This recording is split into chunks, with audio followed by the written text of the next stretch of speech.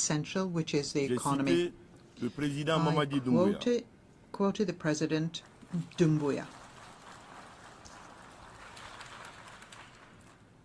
And in this regard, je suis heureux I am pleased to announce que la République de Guinée the Republic of vient Guinea de franchir has une étape historique en obtenant achieved sa a première historic notation milestone. souveraine inaugurale. It's achieved its first Classé sovereign B+, credit rating, avec which was perspective classified as par B+ Standard & Poor's. with stable outlook by Grâce Standard à la & vision Poor's. et au leadership de son Excellence, Thanks to Monsieur the le Président vision de la and République, leadership le of the général President of the Doumbouya, Republic, la General Guinée Doumbouya, franchit aujourd'hui un Guinea cap has majeur reached today avec a cette major reconnaissance milestone with internationale. this international recognition.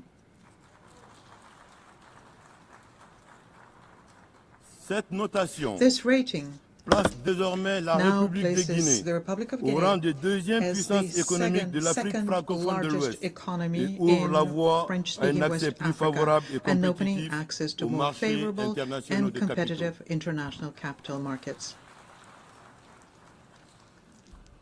Pour la République de Guinée, For Guinea, le respect du droit humain respect signifie for human la rights reconnaissance de la dignité inhérente à recognizing chaque the personne et inherent dignity l'application of every des person principes et des and normes applying the qui protègent principles ces droits, and standards tels that que protect définis these par la rights Déclaration as universelle defined des by droits de the l'homme. Universal Declaration of Human Rights. Malheureusement, Unfortunately, son application its à travers le application monde throughout the demeure world à géométrie variable, remains selon les inconsistent régions, according to selon les acteurs, regions, selon les contextes et selon les intérêts. actors, contexts, and interests. Mesdames et messieurs, Ladies and gentlemen, en venant ici, le président Doumbouya President nous a Doumbouya chargé has de asked us réaffirmer to son adhésion reaffirm sincère here his au sincere thème de cette commitment session. to the Il theme of this attache session. une importance He primordiale places à la highest paix, importance au to développement, peace, aux droits humains. development, and human rights.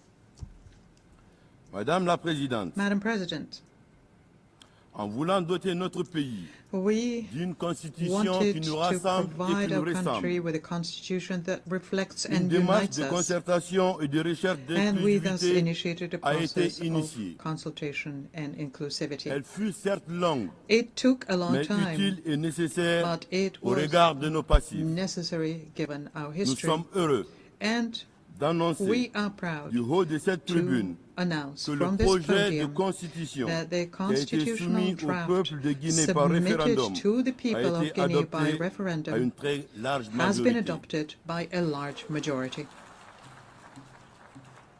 C'est l'occasion pour moi, au nom du chef de This is l'État, an opportunity for me to, de on behalf saluer of the la head of maturité state, du peuple de Guinée to applaud the et maturity of saluer the également son people of attachement Guinea and à also l'avenir de son applaud pays. our commitment to the future of our country. Depuis hier, As of yesterday, 26 septembre 26 2025, September à la suite de 2025, sa promulgation following its par le chef de promulgation l'État, by the head la of République state, de Guinée Guinea a désormais une now constitution has a qui marque son constitution retour à l'ordre marking its constitutionnel tant long-awaited attendu return par nos to populations the et la constitutional communauté order, internationale. much awaited by our people and the Je vous international remercie community. pour votre I aimable thank attention. you for your kind attention.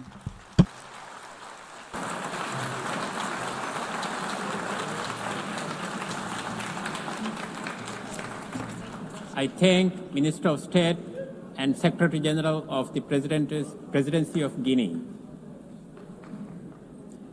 Now I give the floor to Her Excellency Maria Teresa Lazaro, Secretary for Foreign Affairs of the Philippines.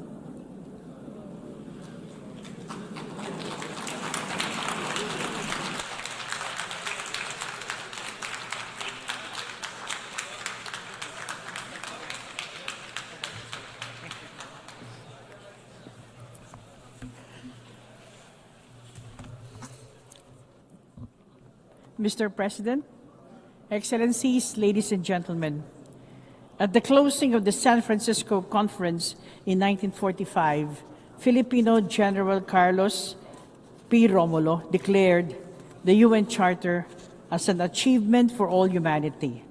It is an accomplishment, he said, that will embrace and protect us at the same time that it liberates the human spirit. Our faith in the United Nations Charter endures as the international community celebrates the 80th anniversary of the United Nations. United in purpose, we, the 193 member states of the United Nations, are stewards of this office, of this edifice, It counts on our courage to be equal to the task it bestows on us. The United Nations was born in the rubble of war. We embark on a peace that works not only for the powers of that day, but also for all of humanity, for all time. We forge through the Charter a covenant of just and equitable peace. Yet today, we ponder on the triumphs of this shared journey amidst the jolting clamor for peace and humanity under the very circumstances for which the United Nations was conceived. We must end the suffering of millions who live in starvation and fear in Gaza. Ceasefires must hold. Humanitarian access must be restored without restrictions. Children, women, and innocent civilians must be saved from further violence. Healing must begin. The two-state solution is the only viable diplomatic solution for sustainable peace. We must end the conflict in Ukraine. A just peace is only possible with respect for Ukraine's sovereignty, independence, unity, and territorial integrity. We must double down to address humanitarian crises around the world, looking at their roots and investing in durable solutions. We must protect and assist displaced populations in Sudan, Syria, Afghanistan, the Democratic Republic of the Congo, the Sahel region, of the Rohingyas, and in many other parts of the world. This June, the Secretary General reported that over 40,000 cases of violations against children in armed conflict, the highest recorded in 30 years. This is unconscionable. We owe our children peace. Excellencies, distinguished delegates, as UN founders recognized that peace was the antidote to fragility and uncertainty after the war, this time's call on the United Nations, particularly the Security Council, to make bold decisions. We must forge new pathways for international peace and security. This is a challenge that the Philippines is ready to rise up to as we seek a non-permanent seat in the Security Council for the term 2027-2028. We look ahead to the solemn honor of serving this body. The Philippines is committed to contribute to the Security Council in a manner that takes into account the views and concerns of the general UN membership and other principal organs of the United Nations. We recognize the weight of the responsibility of the Security Council. When it acts for the interest of humanity, it is a fulcrum of change, a force for good, and a bastion of hope for populations trapped in hopeless situations. We seek to be part of it to help advance the cause of global peace with the depth of experience earned from our struggles for peace. In the Philippines, we know that beyond stopping hostilities, peace is a just order with individuals flourishing in dignity at its center. The success story of the Bangsamoro Autonomous Region in Muslim Mindanao, or BARM, tells us that peace building, though sometimes arduous and long, endows communities their rightful future. Our vision for global peace finds its home in the 1982 Manila Declaration on the Peaceful Settlement of Disputes. Excellencies, distinguished delegates, the UN Charter binds nations in promoting peace and progress in larger freedom. This drives our quest for global solutions to the transcendent challenges that affect nations. New models are needed to achieve equitable, sustainable, and inclusive development. For decades, the UN development system has aided transformation in many nations, including the Philippines. Amidst current funding shortfalls, we must support reforms to help it deliver value to UN member states in tight accord with national priorities, with less bureaucracy and fragmentation. It is regrettable that politics and the demands of war have cut development financing globally, just as we embark in the last mile of the SDG agenda. This has shifted the focus to the roles of developing and middle-income countries as shapers of development solutions. And why not? Together, we are the fastest growing economies, the largest consumer markets, and the top sources of human capital. Even as we manage our share of economic vulnerabilities within our borders, developing nations are assuming greater responsibility as agents of transformative and inclusive cooperation. We are actively reshaping the global development agenda in the 21st century. In the Financing for Development conference in Sevilla, we faced the sobering truth that the current financial system is untenable. It is one that has fostered debt burdens and perpetuated power imbalance, a system that mires the poor and favors the wealthy. Structural asymmetries undermine the ability of developing countries, particularly climate-vulnerable ones, to mobilize the scale and quality of finance required for resilient development. Access to finance remains skewed. Climate-vulnerable developing countries face borrowing costs that exceed their projected growth rates. The eligibility criteria for concessional finance is tied to outdated income classifications with no account for risks and vulnerabilities faced by many countries that need such lifelines for sustaining their growth. Reforms are long overdue.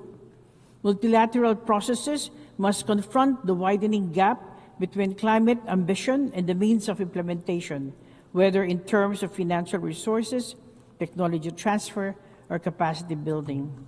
Developed countries must fulfill their financial obligations.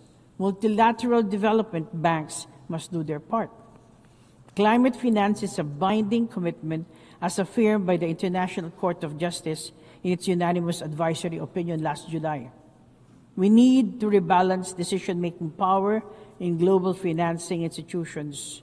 Developing countries must be co-architects of systems that determine allocation, eligibility, and accountability.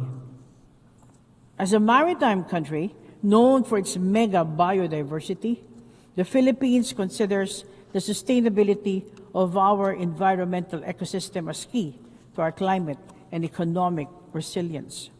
I am pleased to announce the Philippines' ratification of the BBNJ agreement, and this is in line with our commitment to the rules-based international order and the 1982 UNCLOS. We are determined to advance the just governance of the oceans and the conservation of maritime biodiversity. In our reflection on evolving multilateralism to be more fit for purpose, we must consider progress in the way we account for our stewardship of resources.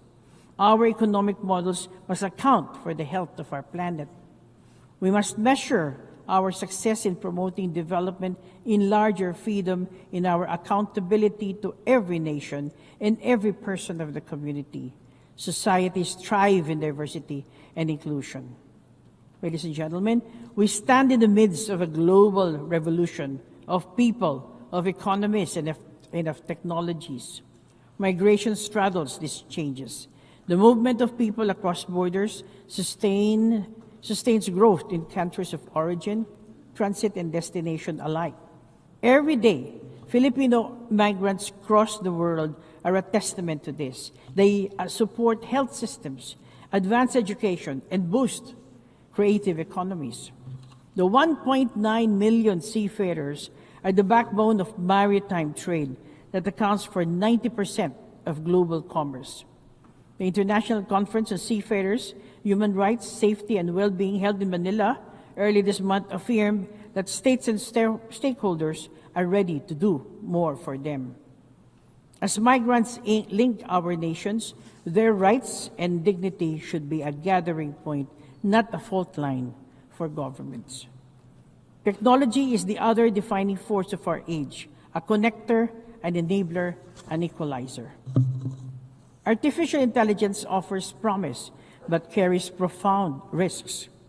We must help build digital societies that bridges development divides rather than widen them, conforming with safeguards against misuse. Over the last 80 years, the United Nations Charter has served as a wellspring of purpose and action for those who rise equal to the task of delivering its promise. There is no alternative to the United Nations. There is no good global order other than one based on international law and the principle of the sovereign equality of states. A rules-based order is indispensable. To maritime nations such as the Philippines, international law, particularly the 1982 Law of the Sea, is fundamental to our future. While our government vessels and fisher folk continue to be harassed in our own waters, and as we remain on the receiving end of illegal, coercive, aggressive, and dangerous actions in the South China Sea, we abide by the UNCLOS as reinforced by the binding 2016 Arbitral Award on the South China Sea. We are committed to diplomacy and other peaceful means to settle disputes. At the birth of the UN, the Philippines actively helped in framing the foundational principle of the Universal Declaration of Human Rights, which states that all human beings are born free and equal in dignity and rights. The early decades of the UN saw the spirited engagement of Filipino diplomats against colonization and apartheid and economic inequality. We have steadfastly strived for justice. For its cause, we have helped manage the front lines of climate diplomacy, from the drafting of the Climate Change Convention itself to the Kyoto Protocol and the Paris Agreement. We have engaged with the fire of a nation familiar with the brunt of devastation, of disasters and extreme weather events. We know the urgency of global action. Justice and equity was our guidepost during the crafting of the WHO Pandemic Agreement. The adoption of this treaty last May was a sweet spot in the Philippines' presidency of the World Health Assembly. Our pledge to peace is unwavering. The Philippines was among the first to respond to the UN call for assistance in the Korean War. A decade later, Philippine troops flew halfway across the globe to aid in peacekeeping operations in the Congo. Since then, we have sent nearly 15,000 troops to 21 peacekeeping missions in Africa, Middle East, and the Asia Pacific. This experience has taught us that peacekeeping is about empowering communities. It must carve exit strategies with focused, non-politicized mandates from the Security Council. New models must be tailored to context and needs on the ground. Then as now, we embrace our role as a bridge builder. As General Carlos P. Romulo put it in 1946, a bridge between two worlds, among the first of many that must be erected to make them one. Then as now, we offer steady hands in New York, Geneva, Vienna, Bangkok, Nairobi, Rome, and the cradles of joint action as a partner, pathfinder, and peacemaker. Excellencies, distinguished delegates, our world is far different from the world inhabited by the founders of the UN. Our new realities test the durability of the Charter at its 80th year. The measure of credibility for the UN is whether it can hold its sovereign promise in today's world, where nations shape the future on equal terms. As I conclude, I recall again General Romulo's words at the first UN General Assembly in 1946 that the Filipino stake in the United Nations is one of an identical destiny, of shared anxiety, of hope and endeavor. The journey of the entire family of the United Nations has been one of hope and endeavor. In the strength of our diversity, the UN is the common vessel steering humanity through the onslaught of challenge and change. We count on each other for the courage to hope and courage to act.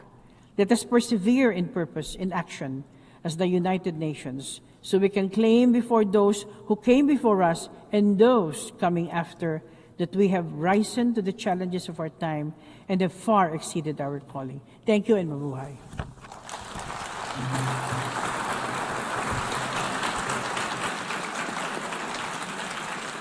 I thank the Secretary for Foreign Affairs of the Philippines. I now give the floor to Her Excellency Lana Nusseibeh, Minister of State for Ministry of Foreign Affairs of the United Arab Emirates.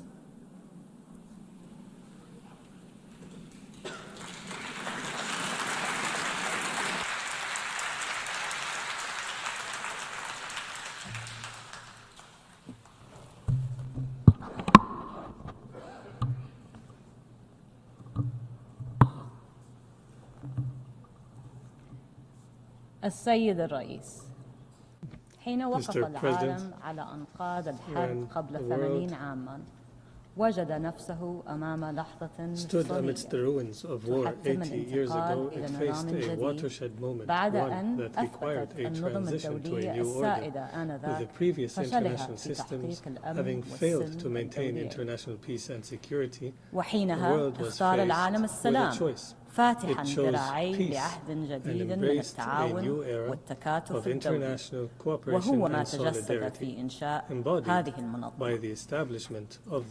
واليوم نجد أنفسنا مجددا أمام لحظة فارقة في مشهد تسوده الاضطرابات والنزاعات والأزمات الإنسانية، وتستمر فيه تهديدات سيادة الدول ومخاوف الانتشار النووي، فضلا عن الاقتراحات المتطرفة التي تستهدف تهديد أسس الاستقرار والتنمية.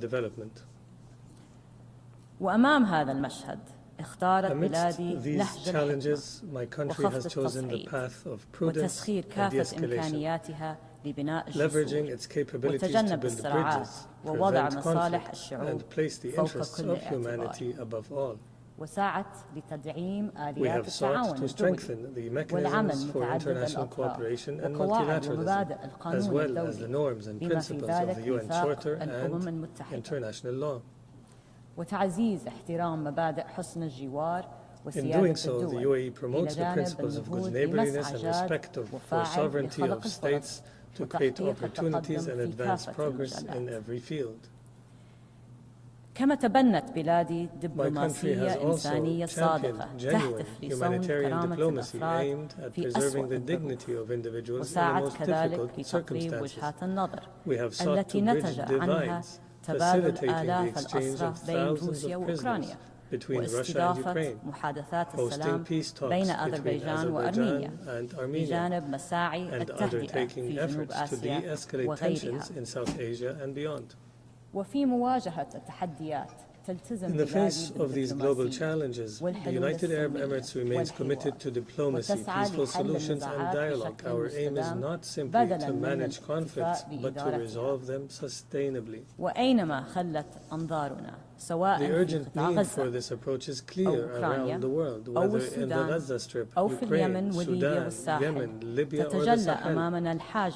Many of the crises around us have been exacerbated by extremist ideologies, hate speech and incitement.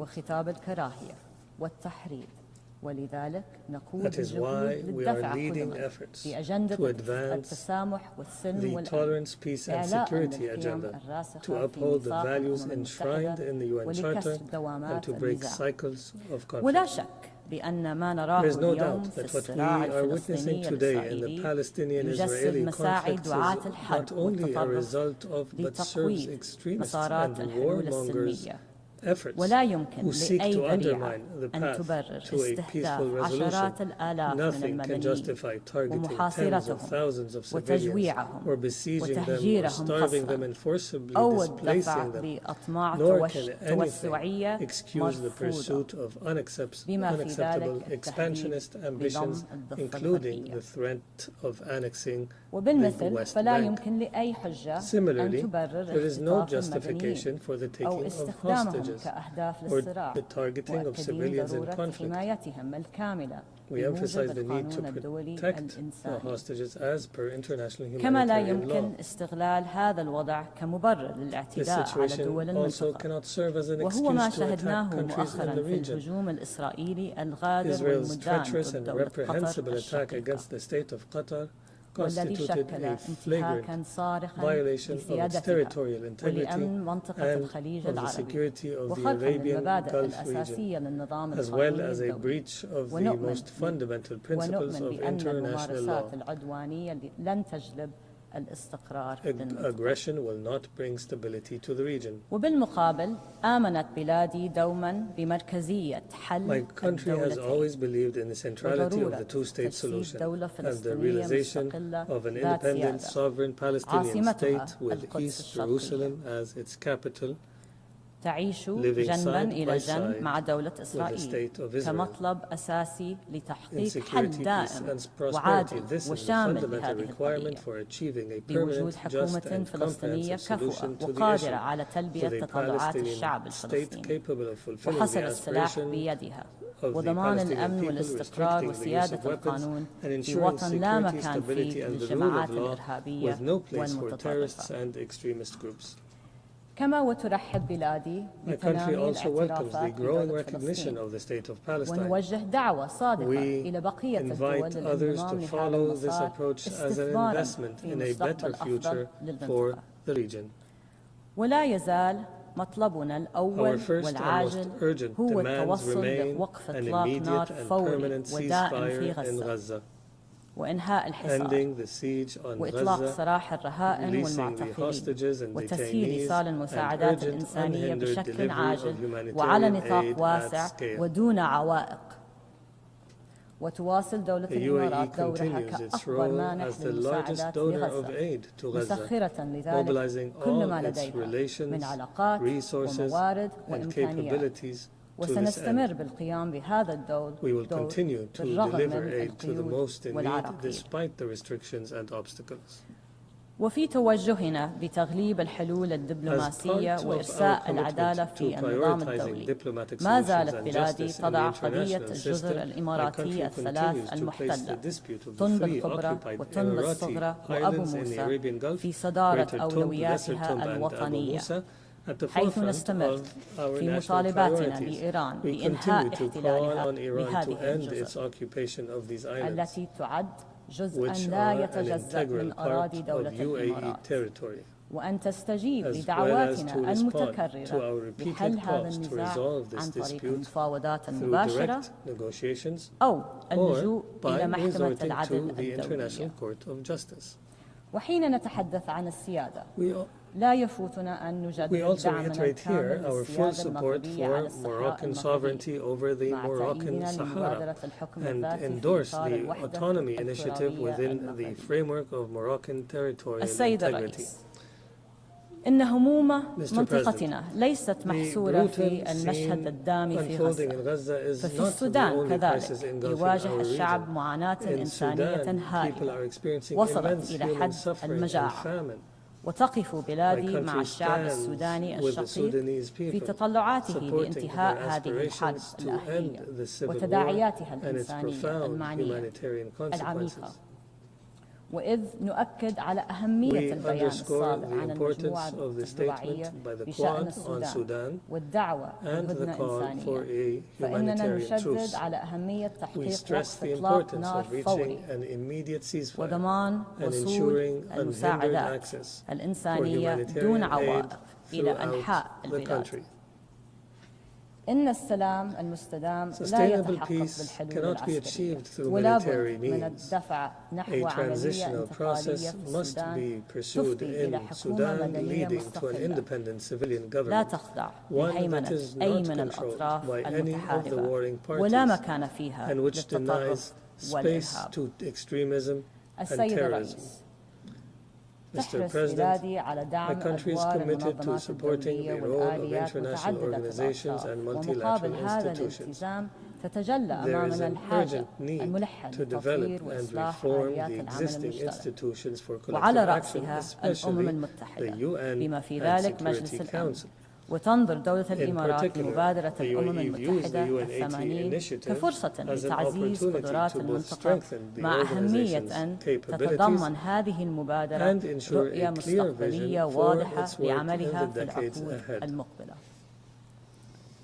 وتنسجم هذه الرؤية الإصلاحية للأمم المتحدة مع النهج الوطني الطموح لدولة الإمارات في ظل التوجهات الحكيمة لصاحب السمو الشيخ محمد بن زايد آل نهيان رئيس الدولة حفظه الله القائمة على نظام دولي فاعل وعادل وقادر على خدمة البشرية والعمل الجماعي لتحقيق نتائج شاملة ومستدامة.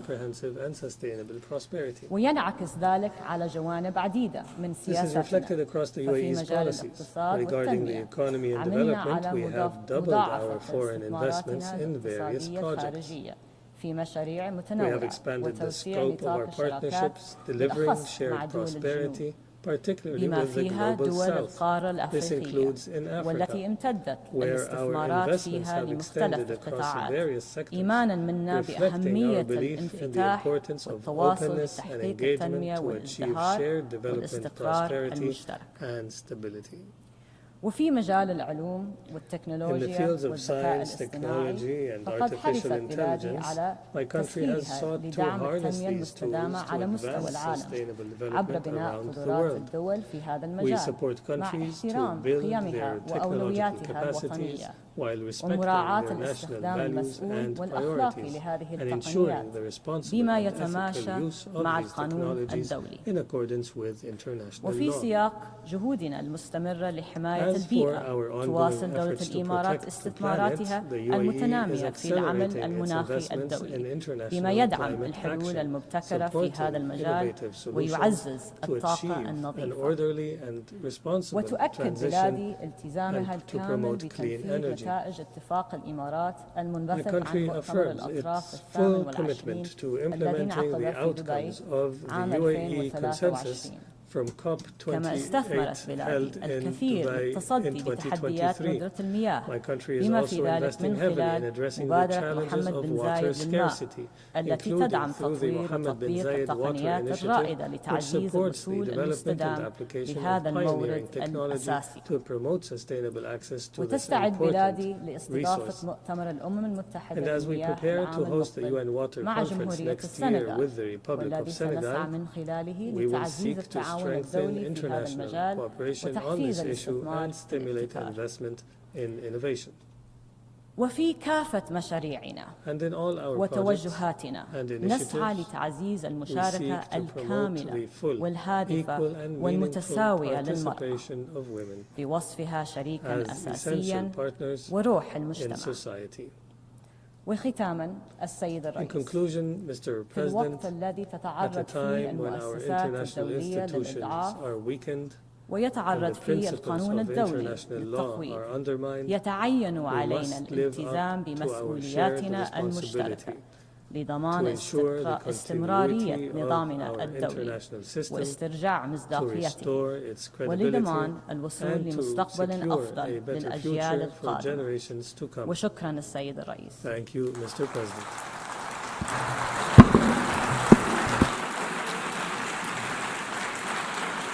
I thank the Minister of State for Ministry of Foreign Affairs of the United Arab Emirates.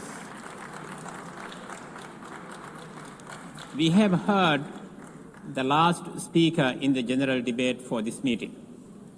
We will continue the general debate on Monday, 29 September at 9 a.m. in this hall. The exercise of right of reply has been requested.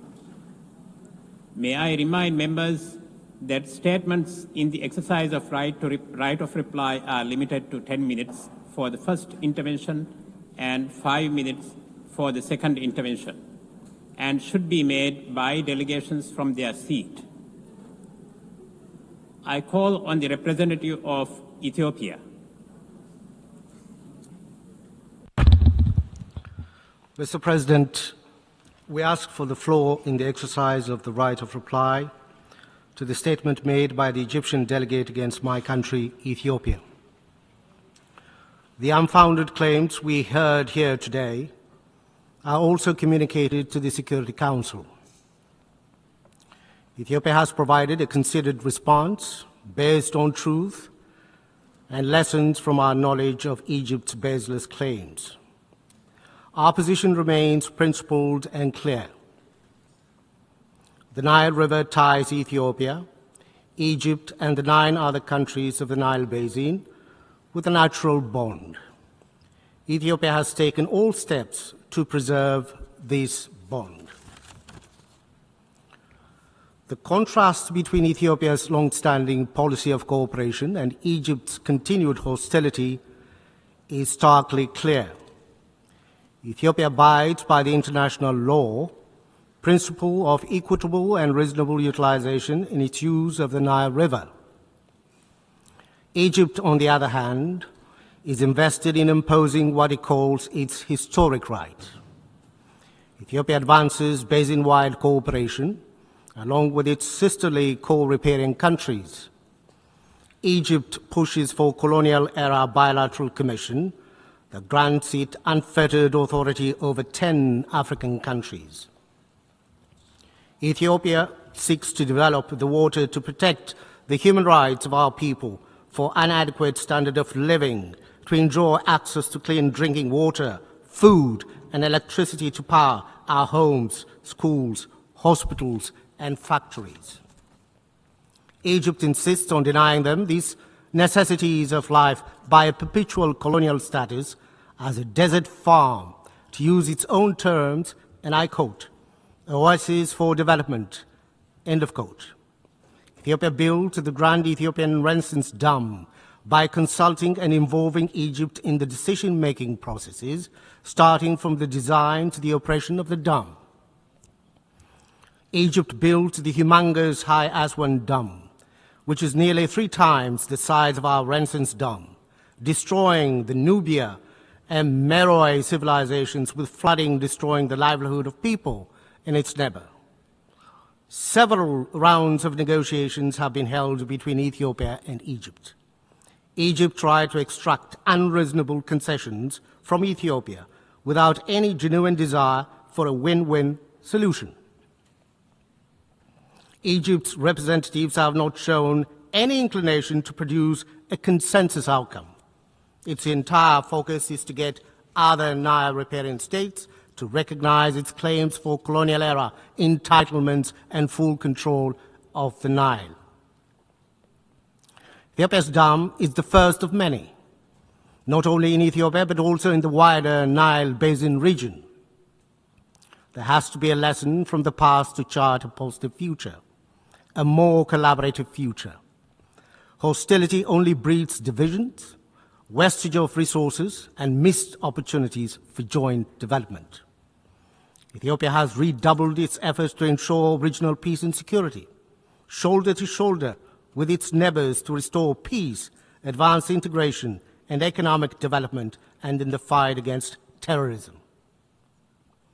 Egypt, on the other hand, is disrupting these regional efforts, shipping in arms and supporting belligerents and making diplomatic solutions impossible in its neighbors to the south and west. There is no parallel comparison between my country, Ethiopia, and Egypt. Our determination to forge cooperation emanates from the just nature of our cause and action. It's influenced by the timeless bond and shared future we enjoy with our neighbors. When we exchange this word in this August Assembly, it is only because we are compelled to do so. Egypt's attempt to internationalize one hydroelectric dam, one African river, is only another case of exploiting this platform for narrow political purposes and a cover-up for national and regional preoccupations. This is one among several factors that contributed to the challenges the United Nations is facing in developing on its mandates. We thus encourage Egypt to play a constructive role in building a future of shared prosperity. I thank you, Mr. President.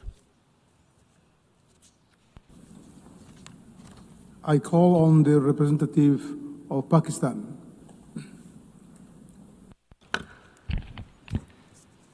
Mr. President, today we heard the familiar rhetoric from one member state. What was said was predictable. An attempt to malign Pakistan, relying on rhetoric and disinformation, yet as always, completely devoid of facts. So let me state those facts clearly. Mr. President, Pakistan has sacrificed over 90,000 lives in fighting terrorism. Its sacrifices are recognized globally.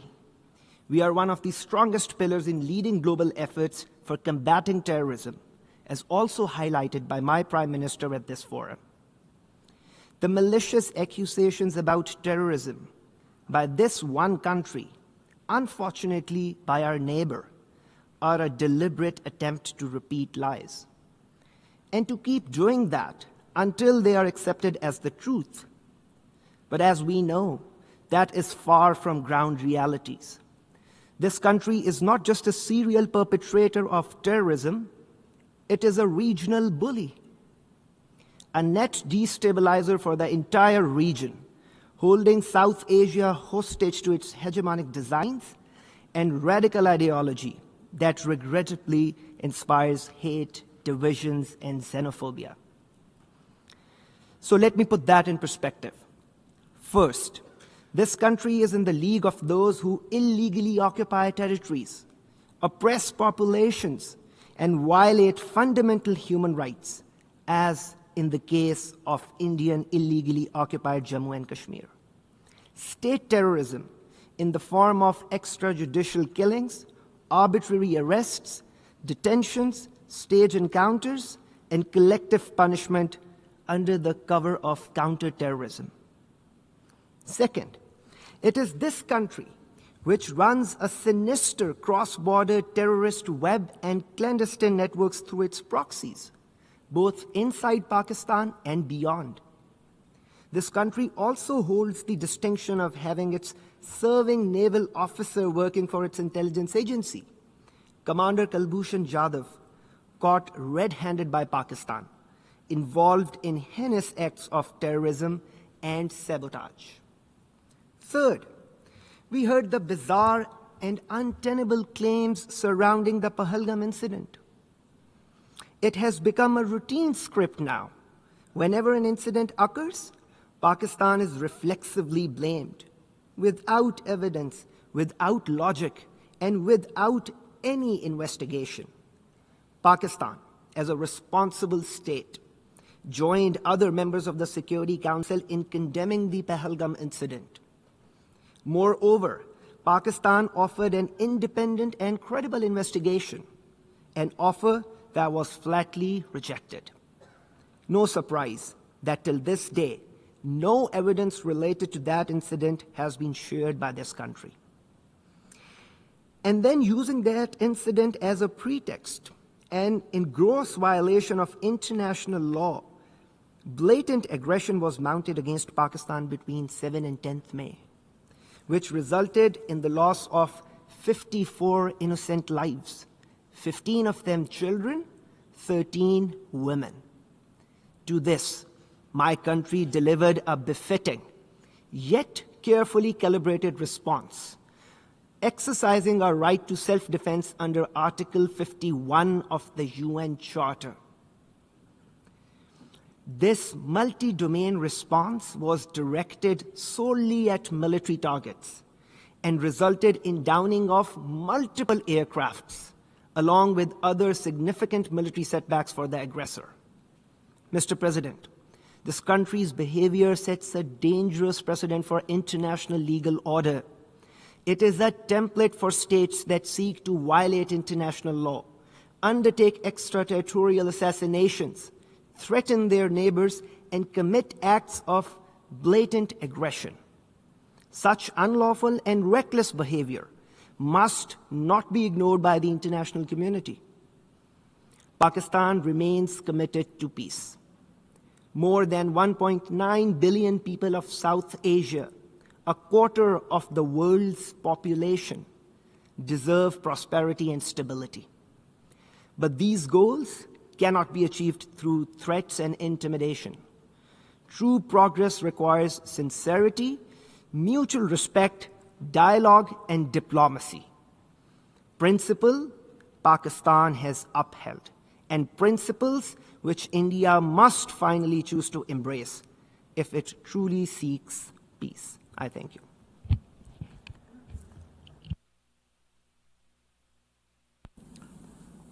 I call on the representative of Islamic Republic of Iran.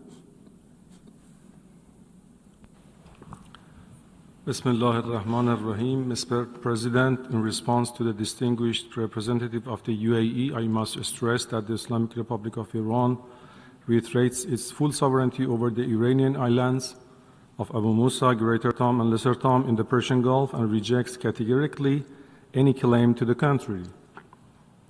The Islamic Republic of Iran underlines that the measures undertaken in those islands by the Iranian officials have always been conducted based on the principles of the sovereignty and territorial integrity of the Islamic Republic of Iran. My country always pursued a policy of friendship and good neighboring with all neighboring countries. As it was reiterated regularly, the territorial integrity and the sovereignty of my country over the said Iranian islands is not negotiable. I would like to stress that Persian Gulf is the only true geographical designation for the body of water lying between Iran and the Arabian Peninsula, which has been used since the dawn of history and endorsed by the United Nations system and must therefore be respected by all. Also, my delegation rejects the allegation of Germany against Iran. Such claims are part of their disinformation campaign intended to divert attention away from the crimes of the Israeli regime. In fact, the Israeli regime is the regional proxy for certain Western countries, as explicitly acknowledged by the German Chancellor, stating that it is the dirty work Israel is doing for all of us. Germany has fully supported such a dirty work. Germany is a compliance in genocide and other crimes of that regime, entailing the international responsibility of Germany. Moreover, while Germany has openly backed Israel's aggression against Iranian safeguarded nuclear facilities and also is a significant non-performance of its obligation under JCPOA and Resolution 2231, it is not in any position to lecture us here. Contrary to the false claim of the German foreign minister, Iran's nuclear program is and will remain entirely peaceful. Since November 2003, every report of the International Atomic Energy Agency has consistently confirmed this peaceful character. Iran has repeatedly and unequivocally emphasized that nuclear weapons have no place in its defense doctrine. In his statement before the General Assembly, the President of the Islamic Republic of Iran reaffirmed Iran's principled opposition to nuclear weapons and underscored the urgent need to uphold the Non-Proliferation Treaty. Iran's peaceful nuclear program poses no threat to international peace and security. Consequently, we oppose any attempt by E3 to treat this matter within the Security Council framework. It is unjustified, lacks a legal foundation, and serves no constructive purpose. On several occasions, including informal communication to the Security Council and the Secretary General, the Islamic Republic of Iran has made it clear that the notification submitted by France, Germany, and the United Kingdom, the so-called E3, to trigger the snapback mechanism is legally and procedurally defective and therefore null and void. The E3, Germany included, took this action while themselves refusing to comply with their own binding obligation under the JCPOA and Resolution 2231. Not only did they deliberately undermine the Resolution 2231 by demanding arrangements beyond its scope, but they also went so far as to advocate and justify military aggression against Iran's safeguarded nuclear facilities. Accordingly, any attempt to revive terminated resolutions is devoid of legal basis and stands politically and morally indefensible. Issues related to Iran's nuclear program have already been comprehensively addressed and settled within the framework of JCPOA and Resolution 2231. The government and the people of the Islamic Republic of Iran remain determined to exercise their inalienable right to nuclear technology for exclusively peaceful purposes and to build upon their own scientific progress in advancing various civilian applications for that technology. At the same time, as the only nation in recent history to have suffered the use of weapons of mass destruction, Iran categorically rejects the development, possession, or use of such inhuman weapons on both ideological and strategic grounds. I thank you, Mr. President. I call on the representative of China.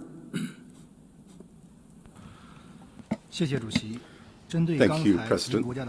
In response to remarks made by some countries, China hereby exercises its right of China has consistently maintained that United Nations is not the appropriate forum for discussing South China Sea issues. However, in light of certain rules, arguments China believes necessary to offer a solemn response.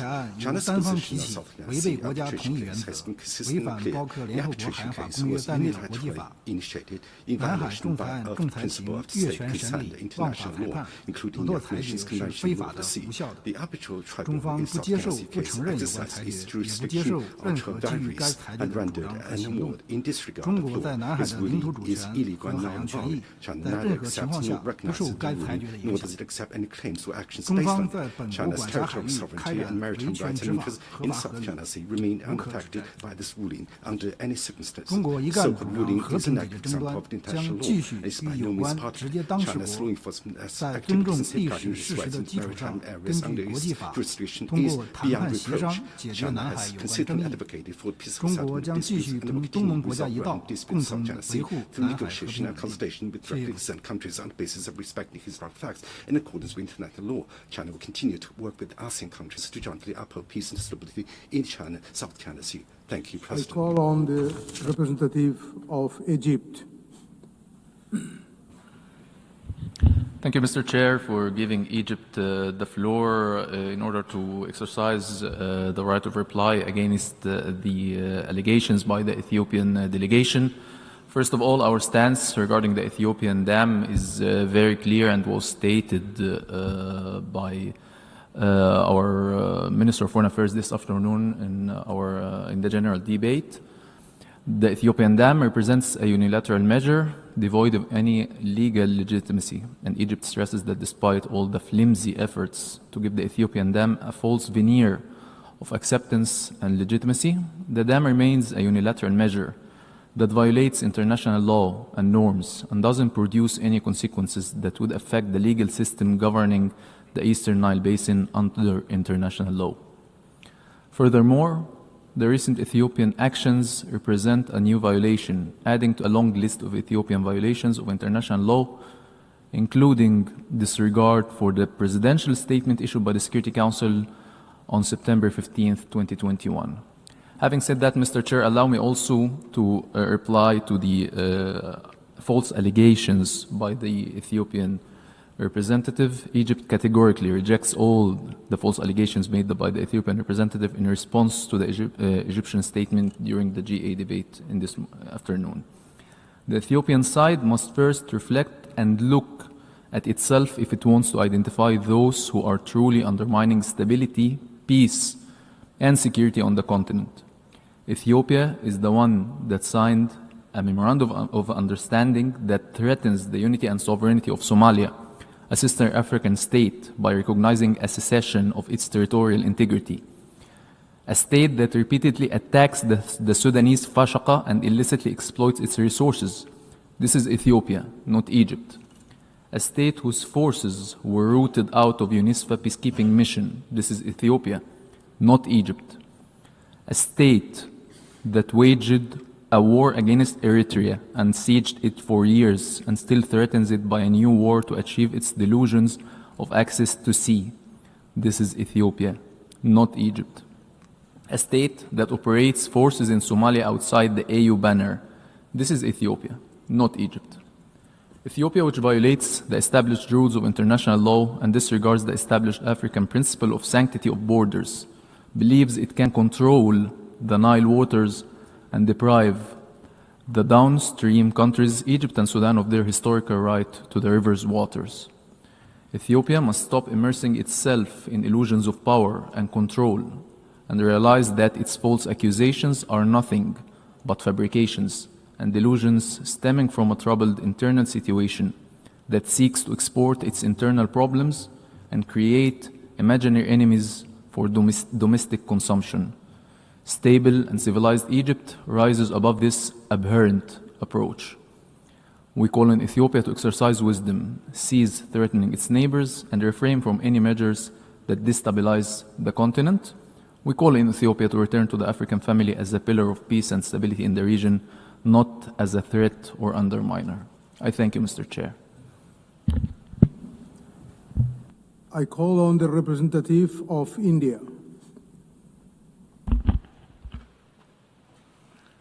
I thank you, Mr. President.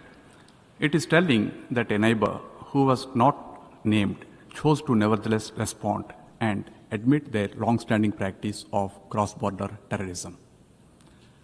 Pakistan's reputation speaks for itself.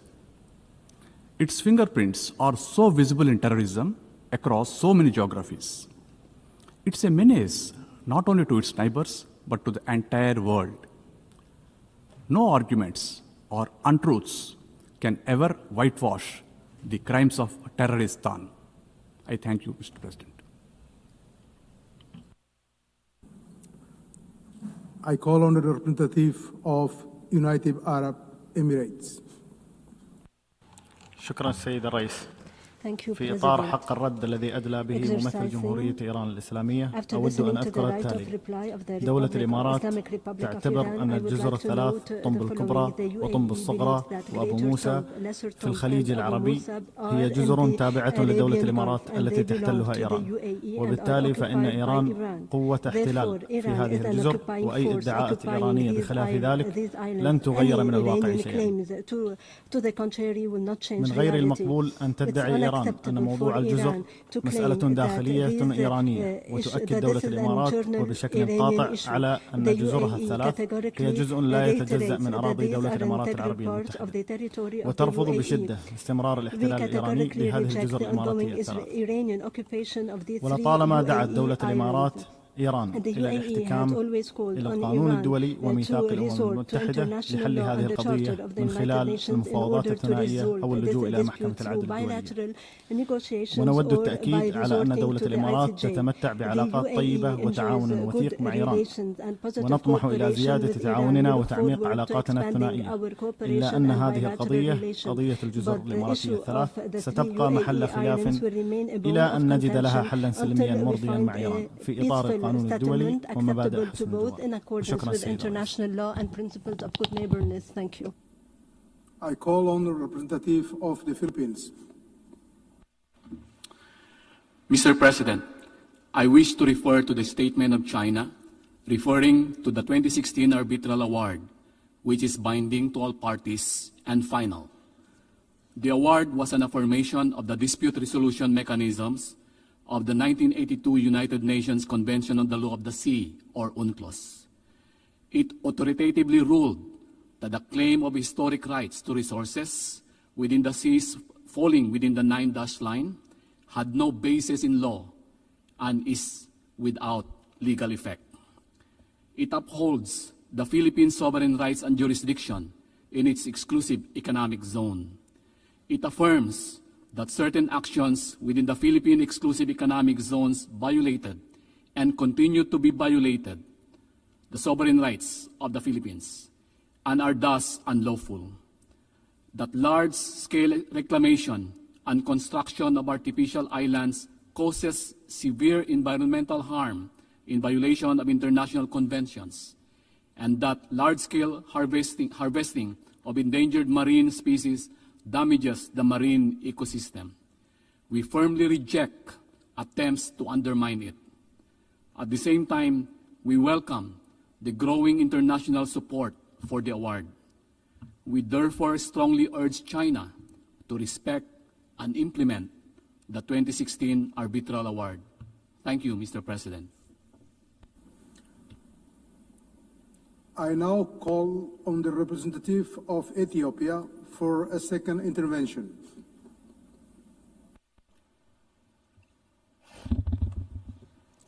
Mr. President,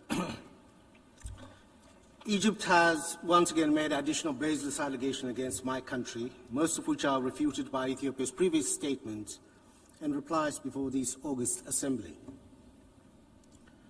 The Grand Ethiopian Renaissance Dam is complete, and it was inaugurated on September 9th this year. This is a fact. The dam is generating electricity.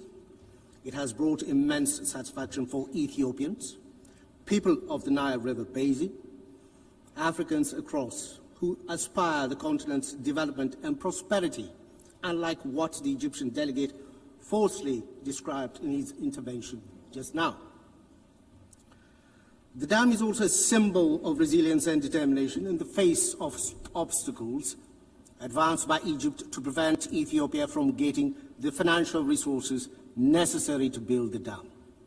Ethiopians from all walks of life mobilize resources from their own savings to contribute to the $5 billion hydropower project. Ethiopia firmly believes in the peaceful settlement of disputes. Ethiopia initiated talks with downstream countries, provided them with the necessary details about the dam, and gave them updates on the progress in the filling of the dam. It signed the agreement on the Declaration of Principles on the dam project to agree on guidelines and rules on the first filling and annual operation of the dam.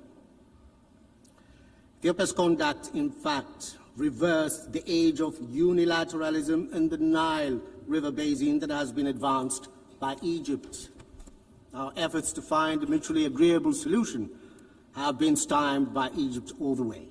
Egypt has hardly negotiated in good faith. Reaching an agreement has never been Egypt's objective.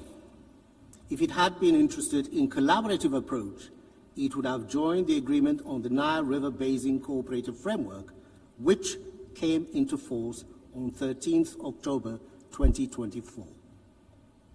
Nevertheless, Egypt wants a monopoly. In this century, that's not possible. The days of hegemony and colonial agreement are over. Egypt propaganda must stop its reckless threats. Countries sharing such a precious resource as water are not expected to propagate hostility. If Egypt is interested in genuine cooperation, it will find Ethiopia as a partner. Ethiopia remains hopeful to reinvigorate relations among all riparian countries of the Nile Basin, based on the genuine desire for collaboration in joint development. I thank you, Mr. President. I call on the representative of Pakistan for a second intervention. Mr. President, we had not intended to take the floor again. However, it is utterly shameful that India stoops so low as to distort the very name of a country, a member of the United Nations. Such language reflects neither maturity nor responsibility, but instead it exposes that India is frustrated, and it exposes its pettiness on the world stage. Resorting to mockery of a sovereign nation's name is not just undignified. It is a deliberate attempt to malign and insult an entire people. This is not a local political congregation. By engaging in this kind of rhetoric, India diminishes its own credibility, showing the world that it has basically no substantive argument to offer, only, I'm sorry to say, but cheap slurs which are not worthy of serious discourse. And India itself has been implicated in supporting and sponsoring terrorist activities beyond its borders. There are credible reports pointing to networks which are run by the intelligence agencies to destabilize neighboring countries. And this is unfortunate. The intelligence operatives have been accused of financing and directing groups which are engaged in sabotage, in targeted killings across the world. And undermining regional stability and violating international law is a habit for India. Therefore, such actions basically expose the duplicity of its counterterrorism claims, and they actually raise serious concerns about its role in fueling rather than combating terrorism. I thank you. I call on the representative of China for a second intervention. Thank you, President.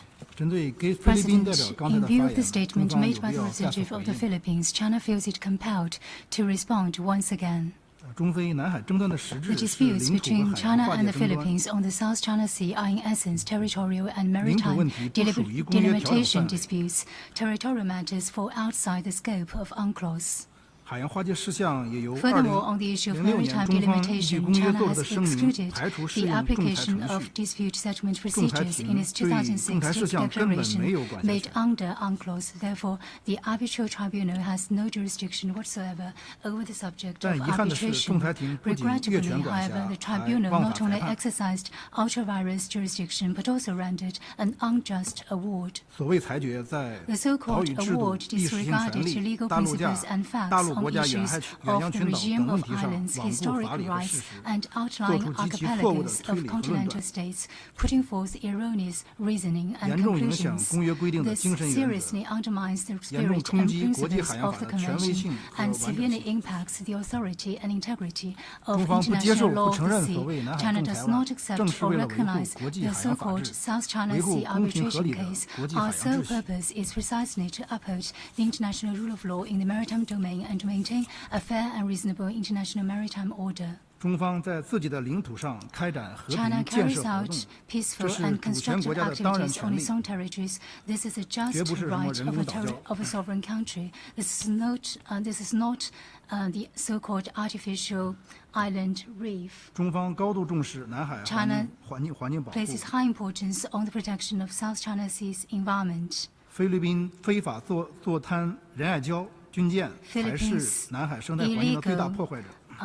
illegal military fleet in the island means that Philippines is the biggest destroyer of the South China Sea ecosystem.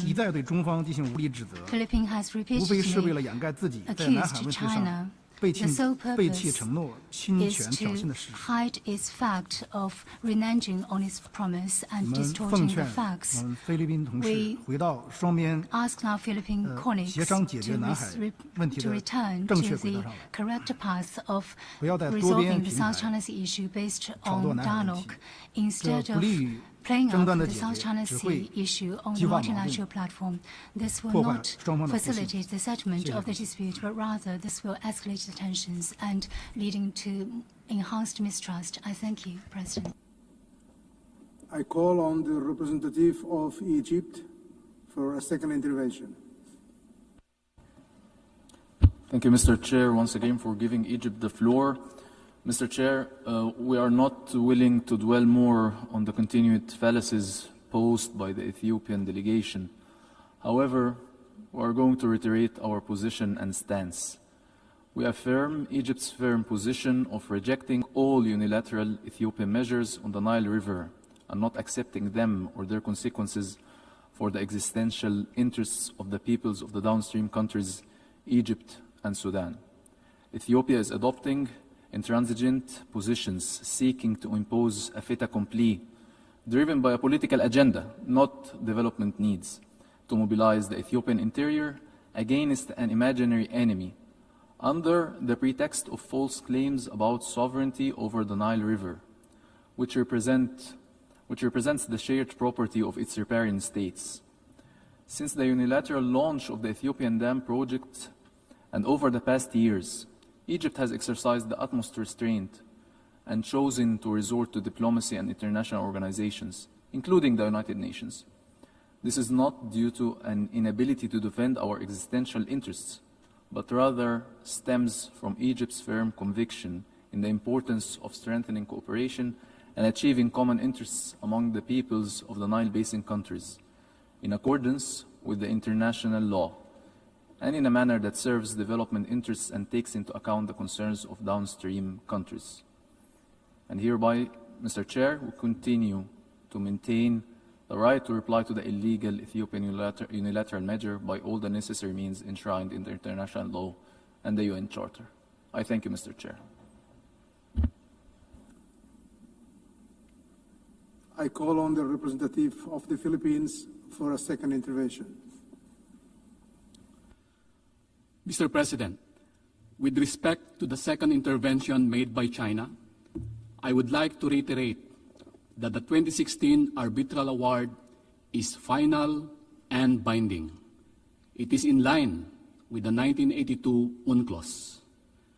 This evening, our Secretary of Foreign Affairs emphasized that to maritime nations such as the Philippines, international law, particularly the 1982 UNCLOS, is fundamental to our future.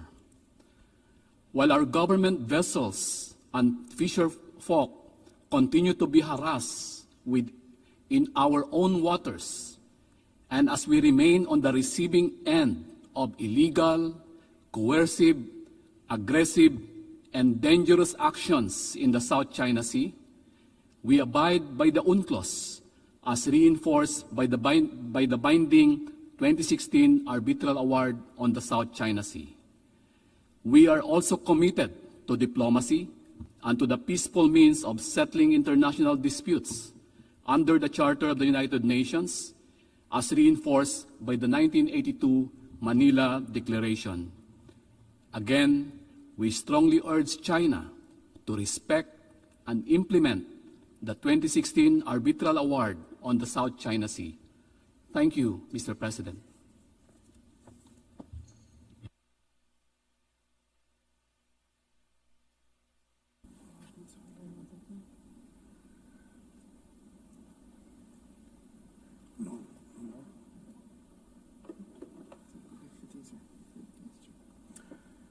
The meeting is adjourned.